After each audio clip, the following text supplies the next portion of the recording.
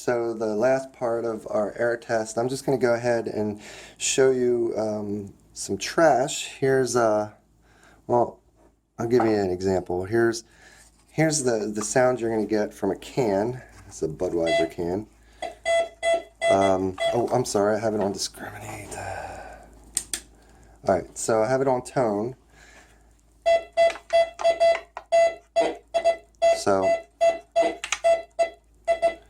So what I'll do is I'll make a few passes out in the field, because depending on how it's situated, most of the time you're going to get a broken tone the way you heard with a high and a low.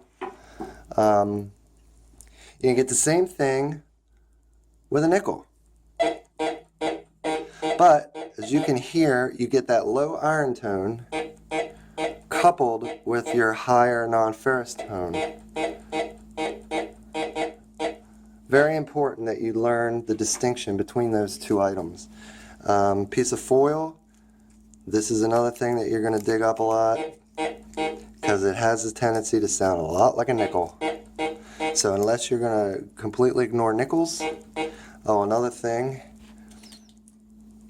is gold is going to give you a similar. Here, I've got a. This is a titanium ring that I'm wearing, and titanium sounds a lot like gold on this machine, and I forgot to bring down gold for the air test, but I'm going to show you real quick what that sounds like. Hear that double cracked tone? It just depends on the way that it's sitting. So I'll go over it a few times from different directions, and I'll scan over and try and ascertain exactly what's under the ground, because after a while you'll get to understand what different things sound like. But I'm telling you right now that there's nobody that I know that has one of these machines that's able to tell the difference between a gold ring and a pull tab. So we're gonna dig up a lot of pull tags. I've got older ones upstairs. I just happened to grab this one off of that Bud can. The older ones sound even more like gold rings. So hear that double tone. So unfortunately, you're gonna dig up a lot of those. But again, you got to have a lot of patience for this hobby.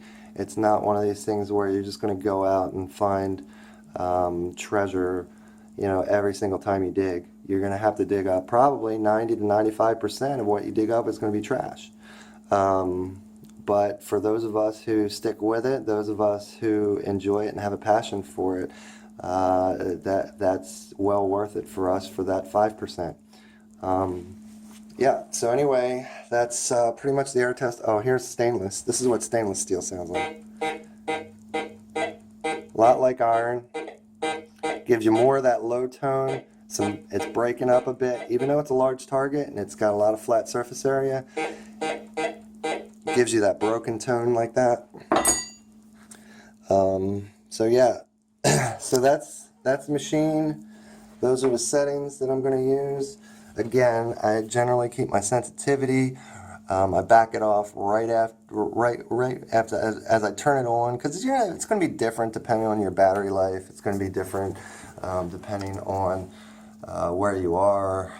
But generally, like the last, I would say the last couple of notches, if you were to break it out evenly, a 1 through 10, probably 7 or 8. The 7th or 8th notch through the 10th notch is going to give you interference, so you just back it off to like 6. So that brings you down to somewhere around between 2 and 4 o'clock on the dial. And then I generally keep my my discrimination knob somewhere around 11 or 12 o'clock on here.